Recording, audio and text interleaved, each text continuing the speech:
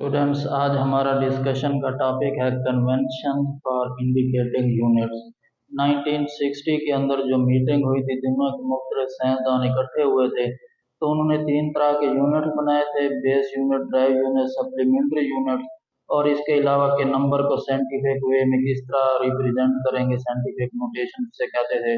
तो लास्ट में उन्होंने बताया कि यूनिट्स को जब हम इस्तेमाल करेंगे, लिखेंगे, तो कैसे कैसे काम और कैसे लिखा जाएगा एक यूनिट। यूनिट को कुछ लिखने के तरीके उन्होंने बताए। खास तौर पर हमें तब एहतियात करनी पड़ती है जब यूनिट के साथ हम कोई प्रीफिक्सेस लिख रहे हो। प्रीफिक्सेस हैं जैसे किलो हो, किलो है, मेगा है, गीगा है। किलो 10⁻³ है, मेगा 10⁻⁶ है, गीगा 10⁻⁹ है। तो जब ये हम यूनिट के साथ लगाएंगे, तो यूनिट और प्रीफिक्सेस को जब एक साथ लगाया जाएगा तो उसका कुछ केयर की ज़रूरत पड़ती है। इसी तरह जब प्रीफिक्सेस और यूनिट्स दोनों को जब एक साथ मिलाएंगे तो उन्हें कैसे इंडिकेट करेंगे, ये हम देखते हैं। प्रीफिक्सेस बहुत इंपॉर्टेंट है, एमसीक्यूज के लिहाज से टेबल में दिखाई गई हैं, सारी मौजूद हैं सिवाय हेक्टो के। हेक्टो 10⁻² होती है, ये आप अपनी बुक में लिख लेंगे, वो मिसिंग है उसमें। तो आइए देखते हैं ये points. Use of SI unit requires special care, more particularly in writing prefixes. कि जब हम प्रीफिक्सेस लिख रहे होंगे उस वक्त यूनिट्स को लिखते हुए कुछ बातों का ध्यान रखना पड़ता है। तो वो कौन कौन सी बातें हैं उनको देखते हैं। पहला है, full name of unit does not begin with capital letter. अगर आप यूनिट का फुल नेम लिख रहे हो, जैसे न्यूटन है, न्यूटन का एन लिखते होते हैं, एन की बजाय फुल आप नेम न्यूटन लिखना चाह रहे हो, तो उस वक्त आप कैपिटल लेटर यूज नहीं करेंगे। Even if name after a scientist, अगर एक साइंसदान का नेम भी इवन आ जाए तब भी आप कैपिटल लेटर यूज नहीं कर सकते। वैसे तो इंग्लिश में अगर हम देखें तो नेम के साथ हमेशा कैपिटल लेटर यूज होता है, लेकिन जब आप यूनिट लिख रहे होंगे, बेशक साइंसदान का नाम भी हो, तो आप कैपिटल लेटर यूज नहीं करेंगे, स्मॉल लेटर के अंदर यूनिट्स को लिखेंगे। जैसे अगर फोर्स सही है 10 न्यूटन, तो 10 न्यूटन को ऐसे हम नहीं लिख सकते। ये जो एन कैपिटल है, ये कैपिटल नहीं लिखेंगे, तो इसे ऐसे लिखा जाएगा न्यूटन। बेशक साइंसदान का नेम ही क्यों ना हो, उसे हम कैपिटल लेटर में नहीं लिखेंगे। इसी तरह अगर पास्कल लिखना है तो ये भी स्मॉल लेटर में यूज लिखना पड़ेगा। इसी तरह अगर हेनरी है एक यूनिट इंडक्टेंस का, तो हेनरी भी एक साइंसदान का नाम है, तो इसे भी हमने लिखा है स्मॉल लेटर के अंदर। तो ये हमेशा स्मॉल लेटर के अंदर लिखे जाएंगे। कैपिटल लेटर, स्टार्टिंग लेटर जो होगा वो कभी भी कैपिटल नहीं होगा। दूसरा पॉइंट है, the symbol of unit named after a scientist has initial capital letter. अगर आपने सिर्फ सिंबल लिखना हो यूनिट का, बजाय पूरा नेम लिखने के सिर्फ आप सिंबल लिखें, एक करेक्टर लिखें, एक या दो करेक्टर लिखें, ताकि पता चल जाएगा कौन सा यूनिट है। अगर वो साइंसदान के नेम का आप सिंबल लिख रहे हो तो वो कैपिटल लेटर में लिखा जाएगा। अगर साइंसदान का नेम नहीं है तो वो स्मॉल लेटर में लिखा जाएगा। कैसे? जैसे अगर मैं कहता हूँ कि फोर्स मेरे पास है यार 10 न्यूटन की, तो ये मैंने सिर्फ एक लेटर लिखा है, तो ये हम हमेशा कैपिटल लिखेंगे अगर वो साइंसदान का नेम हो तो। इसी तरह प्रेशर का यूनिट होता है पास्कल, तो इसी तरह अगर हम मैं लिखूं कि प्रेशर है 20 पास्कल, तो ये कैपिटल लेटर लिखेंगे, आगे इसके स्मॉल। जो इनिशियल लेटर होगा वो कैपिटल होगा, आगे जो होंगे वो हम स्मॉल लिखेंगे। जैसे पास्कल का पी ए शॉर्टकट सिंबल लिखा है, तो इनिशियल लेटर पी है तो ये कैपिटल लिखा है, आगे ए को स्मॉल लिखा है। अगर साइंसदान का नेम नहीं है तो उसे हमेशा स्मॉल लेटर में लिखेंगे। जैसे सेकंड है, सेकंड के लिए एस जो हम लिखते हैं वो स्मॉल लिखते हैं। ठीक हो गया। इसी तरह कैल्वन, कैल्वन साइंसदान का नेम है तो इसे हम कैपिटल के साथ लिखते हैं। तो इसी तरह और भी जितने यूनिट हैं, अगर हमने सिर्फ सिंबल लिखना है और वो साइंसदान के नेम से है कोई यूनिट, तो उसका सिंबल हमेशा लिखा जाएगा कैपिटल लेटर में, अदरवाइज उसे हम स्मॉल लेटर में लिखेंगे। तो थर्ड पॉइंट है, the prefixes should be written before the unit without any space. अगर कोई प्रीफिक्स आप यूज कर रहे हैं यूनिट के साथ, तो प्रीफिक्स और यूनिट के दरमियान कोई भी स्पेस हम यूज नहीं करेंगे।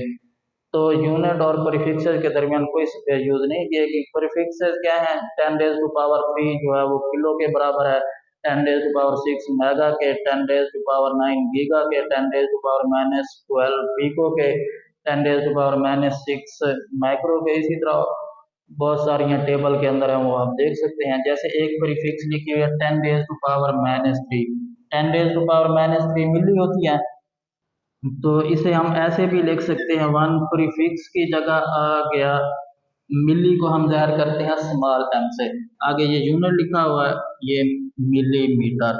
तो ये m है मिली के लिए, प्रीफिक्स के लिए, और ये है यूनिट के लिए। तो इन दोनों के दरमियान हम कोई भी स्पेस यूज नहीं करेंगे। इसी तरह जैसे सेंटीमीटर आपने एक साथ लिखना हो, तो सेंटी प्रीफिक्स है और ये जो m है मीटर ये यूनिट है। यूनिट और प्रीफिक्स के दरमियान कोई भी स्पेस यूज नहीं की जाएगी। यूनिट और प्रीफिक्सेस को जब भी हम लिखेंगे तो एक साथ लिखेंगे विदाउट एनी स्पेस। उसके बाद चौथा पॉइंट है, a combination of base unit is written each with one space apart. अगर दो यूनिट एक साथ आ जाएं, दो यूनिट हमें लिखने हो तो उनमें हम एक स्पेस के साथ लिखेंगे, एक से ज्यादा स्पेस नहीं देंगे। जैसे न्यूटन मीटर वर्ग का यूनिट है, टार्क का भी यूनिट है, तो न्यूटन और मीटर दोनों यूनिट हैं, तो दो यूनिट को जब एक साथ लिखेंगे तो दरमियान में एक स्पेस देंगे, एक से ज्यादा स्पेस नहीं देनी। इसी तरह जॉल सेकंड ये भी लिखेंगे तो एक स्पेस के साथ, जॉल पर सेकंड वाट होता है तो ये भी लिखेंगे हम एक स्पेस के साथ। दो यूनिट जब भी हम यूज करेंगे तो उनके दरमियान हम एक स्पेस देंगे। यूनिट और प्रीफिक्स यूज करेंगे तो उनके दरमियान कोई भी स्पेस नहीं दी जाएगी। फिफ्थ पॉइंट है, the compound prefixes are not allowed. Compound मतलब दो या दो से ज्यादा प्रीफिक्सेस आप एक साथ नहीं लिख सकते। एट अ टाइम आप सिर्फ एक प्रीफिक्स लिख सकते हैं, एक से ज्यादा प्रीफिक्सेस नहीं लिखी जाएंगी। Compound prefixes are not allowed. Compound जैसे ये मैंने लिखा है वन माइक्रो, माइक्रो 10⁻⁻6 ये एक प्रीफिक्स है, तो अगर इसे मैं दो दफा लिख दूं तो ये बन जाएगी कंपाउंड प्रीफिक्स। दो या दो से ज्यादा अगर प्रीफिक्स को लिखेंगे वो कंपाउंड प्रीफिक्स होगी। तो इसे मैंने दो दफा लिख दिया तो ये कंपाउंड प्रीफिक्स बन गई। आगे मैं लिखता हूँ फैरेड, फॉर एग्जांपल ये कैपेसिटेंस का यूनिट है, मैंने लिखा वन माइक्रो माइक्रो फैरेड, तो ये क्या हो जाएगा, गलत। कंपाउंड प्रीफिक्सेस हम कभी भी यूज नहीं कर सकते, सिर्फ एक प्रीफिक्स यूज करेंगे।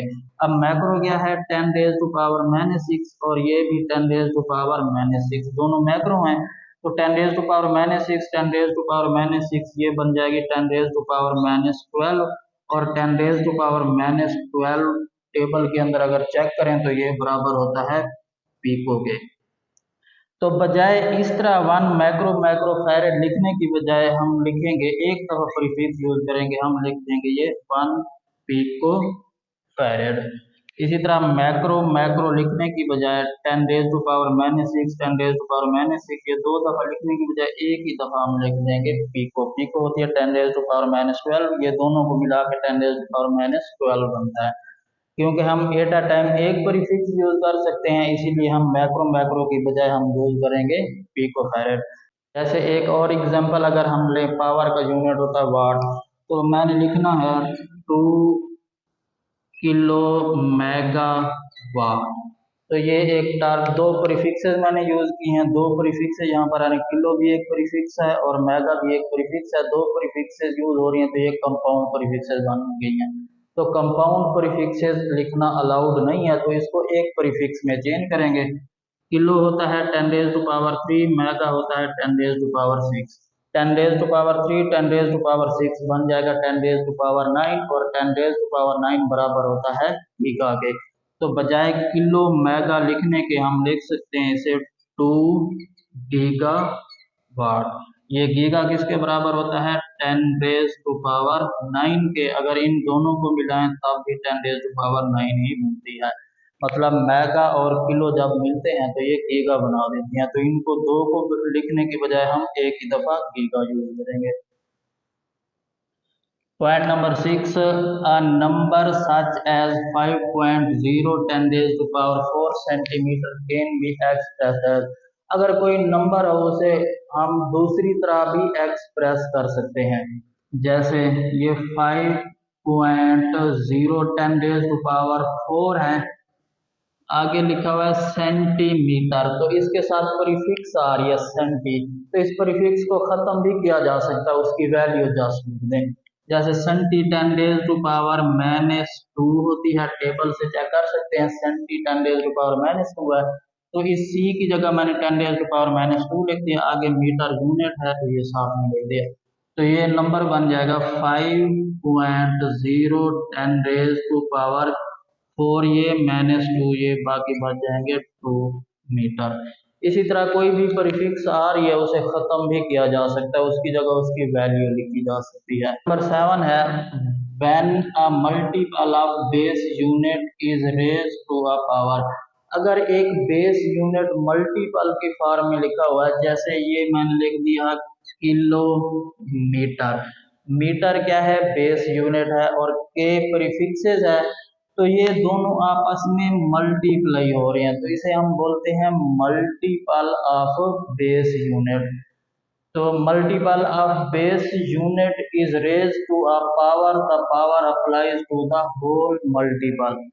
तो इस पॉइंट में ये कहा जा रहा है कि अगर बेस यूनिट की कोई पावर आ जाती है, और बेस यूनिट लिखा हुआ है मल्टीपल फॉर्म में, मतलब बेस यूनिट के साथ कोई और चीज भी मल्टीप्लाई हो रही है, मतलब कोई प्रीफिक्स इसके साथ मल्टीप्लाई हो रही है, तो जो बेस की पावर होगी वो मल्टीपल की भी पावर होगी। जैसे ये लिखा है किलोमीटर स्क्वायर, तो ये जो ऊपर पावर 2 है ये सिर्फ बेस यूनिट की नहीं होगी, साथ में जो मल्टीपल है उसकी भी पावर होगी, तो इसे हम ऐसे लिख सकते हैं किलोमीटर स्क्वायर। इसे एक बार दोबारा सुन लें, अगर बेस यूनिट लिखा हुआ है मल्टीपल की फॉर्म में, मतलब बेस यूनिट के साथ कोई प्रीफिक्सेस मल्टीप्लाई हो रही है, तो बेस यूनिट की जो पावर होगी वो साथ वाले प्रीफिक्सेस की भी पावर होगी, वो सिर्फ बेस यूनिट की पावर नहीं होगी। जैसे ये किलोमीटर स्क्वायर, ये मैं लिख देता 2 किलोमीटर स्क्वायर, ये जो स्क्वायर है ये इस मल्टीपल का भी स्क्वायर होगा, ये नंबर का नहीं होगा, बल्कि जो प्रीफिक्स यूज हो रही है ये सिर्फ और सिर्फ उसी का मल्टीपल होगा, बेस यूनिट के साथ जो प्रीफिक्स यूज हो रही है सिर्फ उसी का मल्टीपल होगा, जो बेस यूनिट की पावर है वो उसके मल्टीपल की भी पावर बन जाएगी। इसी तरह अगर मैं लिखूं 4 सेंटीमीटर स्क्वायर, तो ये जो मीटर के ऊपर स्क्वायर आ रहा है ये सेंटी का भी स्क्वायर होगा, क्योंकि सेंटी इसका मल्टीपल है, तो ये बन जाएगा 4, इसे हम लिख सकते हैं सेंटीमीटर स्क्वायर, या अगर इसकी वैल्यू लिखना चाहें तो सेंटी होता है 10 रेज टू पावर -2, और साथ में मीटर और ये होल का square 10 raise to power -4 metre square. तो इस पॉइंट में ये बताया जा रहा है कि अगर बेस यूनिट और प्रीफिक्सेस आपस में मल्टीप्लाई हो रही हैं, तो बेस यूनिट की जो पावर होगी वो उसके साथ वाले मल्टीपल या प्रीफिक्सेस की भी पावर बन जाएगी, वो सिर्फ बेस यूनिट की पावर नहीं होगी, दोनों की पावर होगी। तो लास्ट पॉइंट है measurements in practical work should be recorded in the most convenient unit. अगर कोई आपने प्रैक्टिकल किया है, प्रैक्टिकल करने के बाद कोई आपने रिजल्ट निकाला है, रिजल्ट का जो फाइनल हम यूनिट लिखेंगे वो मोस्ट कन्वीनियंट होना चाहिए, मतलब बहुत ही आसान, हर किसी को समझ में आने वाला हो, मतलब जो आसान यूनिट है हमेशा रिजल्ट को उसकी फॉर्म में लिखेंगे। जैसे स्क्रू गेज से अगर हम मेजरमेंट लेते हैं, स्क्रू गेज मिलीमीटर के अंदर मेजरमेंट देता है या सेंटीमीटर के अंदर, जो हमारा रिजल्ट होगा फाइनल उसे हम कन्वर्ट कर देंगे मीटर के अंदर। तो जो स्क्रू गेज है या वर्नियर कैलिपर है वो देते हैं मिलीमीटर के अंदर रीडिंग या सेंटीमीटर के अंदर रीडिंग। मिलीमीटर और सेंटीमीटर को समझना जरा मुश्किल होता है, इसलिए इसका जो मोस्ट कन्वीनियंट यूनिट है वो मीटर है, मतलब जो ऐसे यूनिट है वो कन्वीनियंट यूनिट है, रिजल्ट हमेशा हम एसआई यूनिट की फॉर्म में लिखेंगे। तो क्योंकि ये डिवाइस मिलीमीटर के अंदर रीडिंग देती है, तो इसलिए उस डिवाइस से जो हम रीडिंग लेंगे वो तो हमेशा मिलीमीटर या सेंटीमीटर में ही होगी, इसे हम खुद एंड के ऊपर कन्वर्ट कर देंगे मीटर के अंदर। इसे एक बार दोबारा सुन लें, अगर कोई आप प्रैक्टिकल परफॉर्म कर रहे हैं तो प्रैक्टिकल परफॉर्म करने के लिए जो आपने इंस्ट्रूमेंट यूज किया वो मुख्तलिफ कोई ऐसा यूनिट के अलावा कोई और यूनिट में रीडिंग देता है, जैसे स्क्रू गेज हो गया मिलीमीटर के अंदर या सेंटीमीटर के अंदर देता है। इसी तरह जो कैलोरीमीटर है वो ग्राम के अंदर रीडिंग देता है। तो वो रीडिंग हम लेंगे, कैलोरीमीटर अगर यूज कर रहे हैं ग्राम में ही रीडिंग देगा, अगर स्क्रू गेज यूज कर रहे हैं तो ये मिलीमीटर के अंदर ही रीडिंग देगा।